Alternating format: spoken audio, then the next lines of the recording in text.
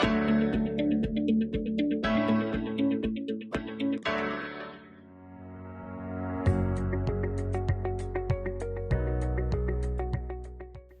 Everyone, a very warm welcome to all of you. हम कर रहे थे transformations in the physical and biological world, जिसमें हमने स्टार्ट किया था मेरा favourite topic, that is genetics in evolution. So आज के इस सेशन में हम पढ़ने वाले हैं लॉज ऑफ जेनेटिक्स के बारे में। अब लॉज ऑफ जेनेटिक्स स्टार्ट करें उससे पहले एक क्वेश्चन आपसे करता हूं मैं। The question is, not all variations with in a species have the same chance of survival. Why is that? मैंने आपको बताया था कि स्पीशीज में बहुत सारी वेरिएशंस होती हैं। अब क्वेश्चन ये है कि इतनी सारी जो वेरिएशंस हैं, इन सबको भी इक्वल चांस नहीं मिलता सर्वाइवल का। यानी ऐसा भी हो सकता है कि एक वेरिएशन सिर्फ एक ही जनरेशन तक सर्वाइव करे और आगे सर्वाइव ना कर पाए, और कुछ वेरिएशंस तो ऐसी होती हैं जो 10, 20, 30, 50 और 100 जनरेशंस तक भी देखी जा सकती हैं। ऐसा क्यों?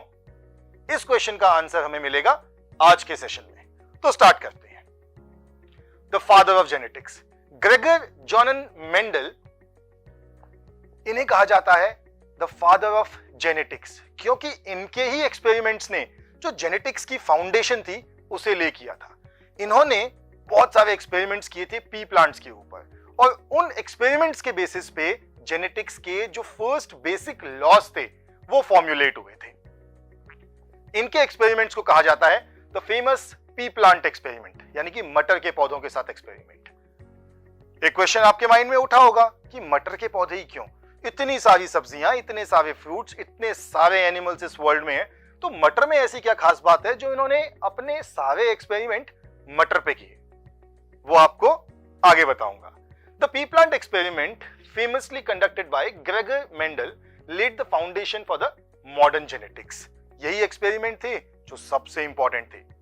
Mendel studied how traits are inherited by breeding pea plants, जिसका की साइंटिफिक नेम होता है पीसम सैटिवम। तो इनके एक्सपेरिमेंट्स को डिटेल में समझते हैं, जिससे हमें यह समझ में आएगा कि इनको फादर ऑफ जेनेटिक्स क्यों कहते हैं और जो पी प्लांट एक्सपेरिमेंट था वो क्या था। आइए देखते हैं। In his famous experiment, Mendel purposefully cross-pollinated pea plants based on their different features to make important discoveries on how traits are inherited between generations.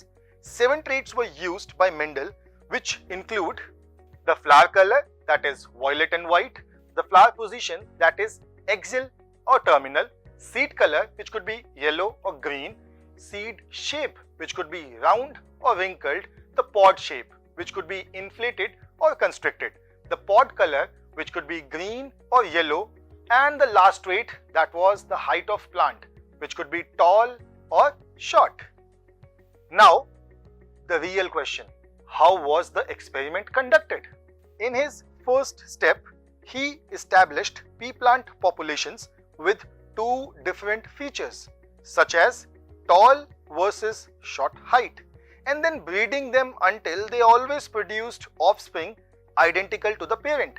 यानी कि इन्होंने एकदम प्योर जेनेटिक मटेरियल वाला टॉल प्लांट और शॉर्ट प्लांट ऑब्टेन कर लिया।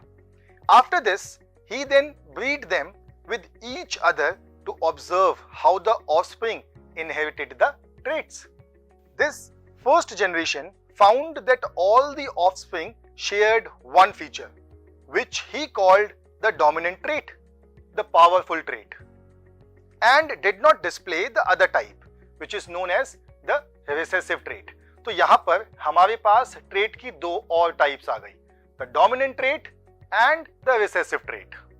In this experiment, all the plants were tall, telling us that the tall feature is a dominant feature over the short feature.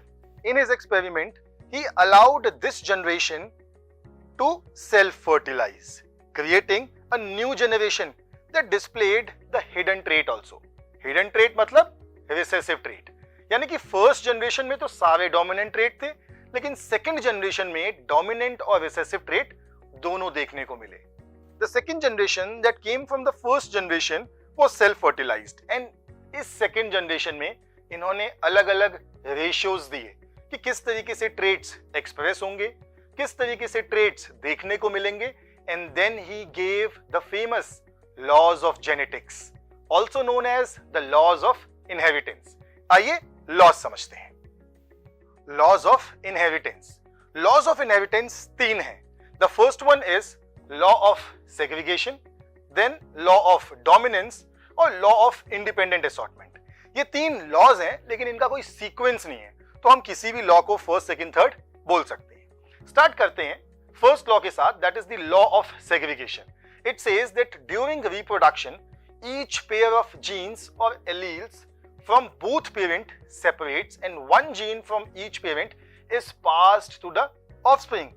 अब मेरे फादर की आई colour जो है वो ब्लैक है और मेरी मदर का आई कलर ब्राउन है, तो मुझे फादर से ब्लैक आई कलर और मदर से ब्राउन आई कलर दोनों का ही ट्रेट मिला होगा.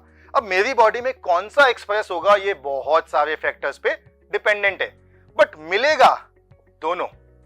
That is the law of segregation. Then comes the law of independent assortment.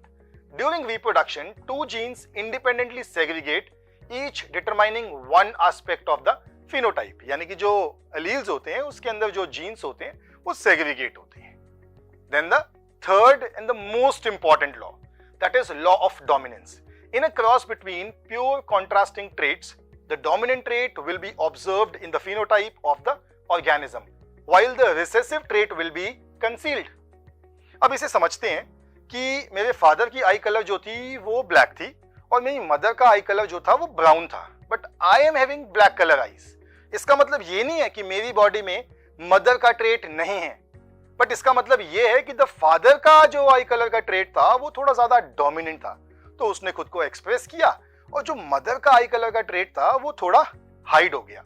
ऐसे हिडन ट्रेट्स को हम कहते हैं रिसेसिव ट्रेट्स, और जो खुद को हमेशा एक्सप्रेस करेंगे उन्हें कहते हैं डोमिनेंट ट्रेट, और इस लॉ को कहा जाता है द लॉ ऑफ डोमिनेंस. इतनी सारी इंटरेस्टिंग चीजें आपने समझी, तो आपका टास्क देख लेते हैं. The first is why pea plant was selected for his experiments by Mendel. Pea plant ही क्यों? इतने सारे प्लांट हैं.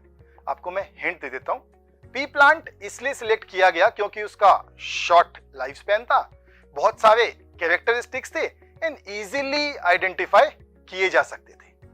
The second question is, if a trait A exists in 10% of a population of an asexually reproducing species and a trait exists in 60% of the same population, which trait is likely to have arisen earlier? कौन सा पहले आया होगा? So that's all for this session. I'll see you again in the next session. Till then, bye bye, take care and keep learning.